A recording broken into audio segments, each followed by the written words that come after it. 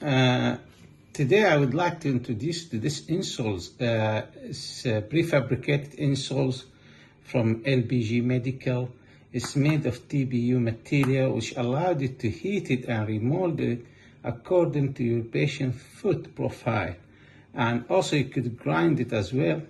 And what I like with this insoles is being built intrinsic medial wedges over here, 4-degree. You could get it in 4-degree or 6-degree intrinsic wedges.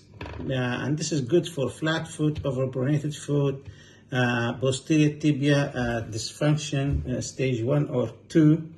And also the heel dip is around 10 millimeter standard heel dip. The arch height is 30 millimeter and it's flexible, and it will give you a good mechanic control on the foot. And also it's coming with the cover as well for the top of it. And it's nice material, and this is allowed you as well when you have intrinsic build 4-degree inside the insole. It will not take much room from the shoes. This is one of the intrinsic stuff on this one. Also you could add extra post if you need, but this, as I say, is coming in 4-degree and 6-degree. It's very good quality prefabricated insole which I recommend to use at your clinic.